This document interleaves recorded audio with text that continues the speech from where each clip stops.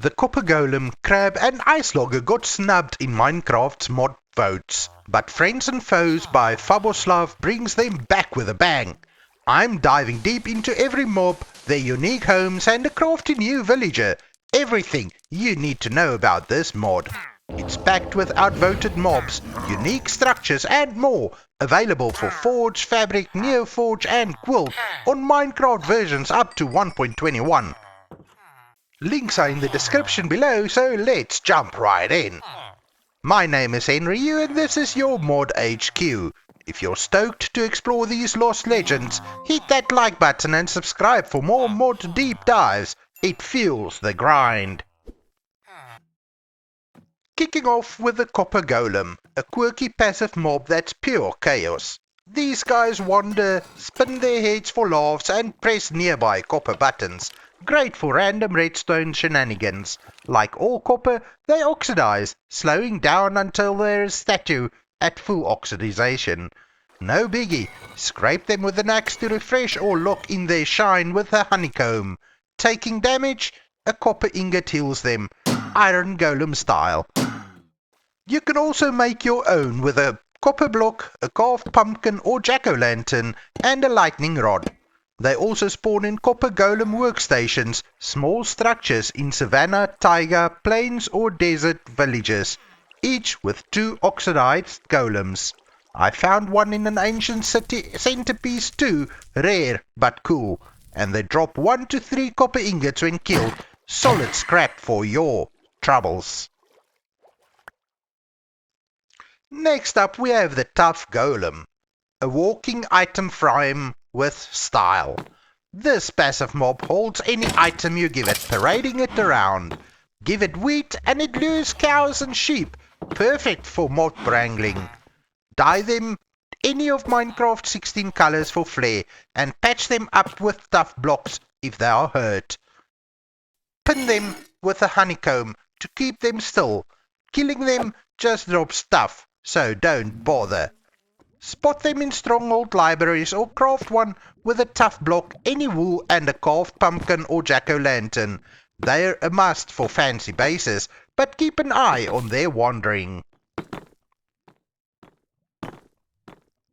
Crabs are adorable scuttlers in beaches and mangrove swamps. Breed them with kelp for love mode and they'll bury eggs for baby crabs. Cuteness overload. Kill one and you might snag a crab claw which brews into a potion of reach with an awkward potion. This extends your reach for an hour, a lifesaver for building or fighting. It's a game changer. Crabs are simple, but that potion is definitely worth the hunt. The Glare is a neutral flyer exclusive to lush caves and it's a caver spell. Tame or breed them with glowberries. They'll follow you unless leashed. They zip around like bees, dodging hostile mobs and shake glowberries off cave vines to munch. Glowberry farm? Yeah, I thought so too. Tamed glares also scout dark spots nearby, getting grumpy to warn of mob spawning zones. Super useful. I love their cranky faces, but killing them drops 0 to 2 glowberries, up to 5 with looting, but they are too handy to kill. Mooblooms are flowery cow variants in flower forest and meadows, rocking buttercups on their back. Milk them with a bucket, breed them with wheat, only with other mooblooms unless shared, and watch them sprinkle flowers as they walk. 40% buttercups, 40% dandelions, and 20% sunflowers. Bees pollinate their back buttercups and shearing yields 1 to 5 buttercups for dye or stew, turning them into regular cows. My Moobloom pen is a floral mess and I love it. They drop leather, raw beef and XP when killed, just like cows. Maulers are scrappy neutral mobs in savanna, badlands and desert biomes, and in my 1.21 tests, they rock unique looks per biome. Savannah's got a dusty vibe, badlands a reddish hue, and deserts a sandy look. They hunt chickens, rabbits, frogs, baby zombies and small slimes, staying chill unless attacked. Feed them enchanted books to store XP. They grow bigger with more XP. I made one huge and it was intimidating. Use a glass bottle to extract the XP later, and killing them only drops the stored XP, so keep them alive. These biome-specific designs add so much flavor.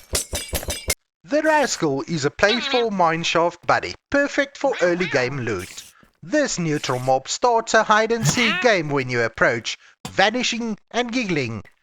Find it 3 times and it hands over a bundle stuffed with gold ore, iron ore, or even an enchanted iron pickaxe.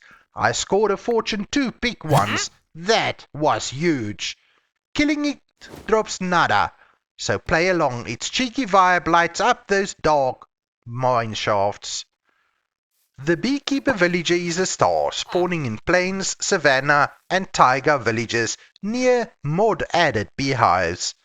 Unemployed villagers grab the role with the beehive job block, which you can craft with 3 honeycomb and 6 planks.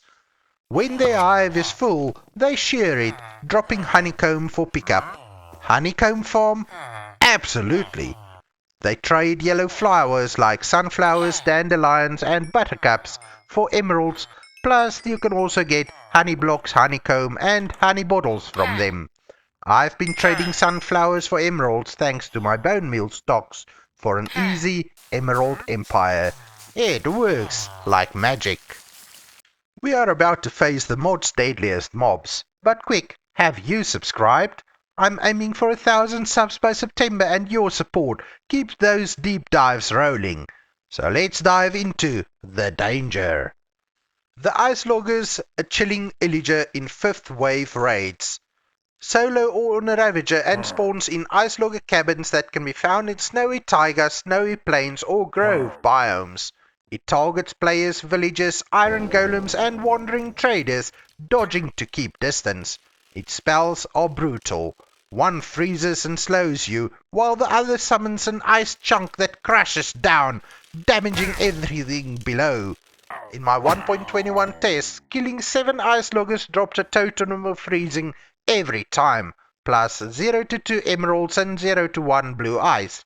The totem, held below health and damaged, slows nearby mobs, clears status effects and gives 10 seconds of speed.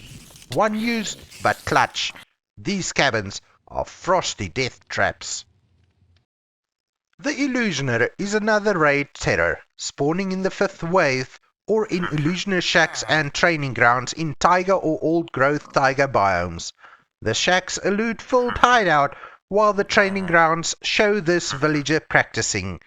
It attacks players, villagers, iron golems and wandering traders within 16 blocks, firing arrows every second while staying elusive. Its spells, you may ask? Nasty to say the least. At regional level difficulty 2 and over, it casts 20 seconds blindness on contact, disorientating. When damaged it teleports, goes invisible for 3 seconds and spawns 8 illusion clones that shoot and vanish when hit.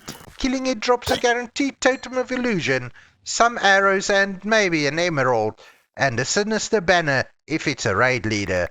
The totem used below half health when damaged teleports you, spawns 8 decoys, clears status effects and gives 10 seconds of invisibility. One use, but epic. In the nether you'll find a citadel. The Wildfire is a mini-boss blaze packing heat, which you will find inside the citadel. In my 1.21 tests, its 4 shields must be broken before it takes any damage, making you work through a fiery gauntlet of projectile barrages and shockwaves. I nearly got roasted, dodging those fireballs. It's fire immune and summons blazes when cornered, so bring top gear. Killing it drops some blaze rods and a guaranteed Wildfire crown fragment. Collect 5 fragments to craft the Wildfire crown, granting 8 seconds of fire resistance when you are on fire or in lava. Nether essential. The citadel is epic, but those shields make this fight a slog. Friends and foes shines with creative mobs, killer structures like the Citadel and Iceologer cabin, and the Beekeeper's sweet trades. It is a must-have for fans of mob vote redemption. So let me know what's your top mob or feature. Comment below, subscribe for more mod breakdowns, and grab friends and foes from the links in the description. My name is henriU, and I will see you next time.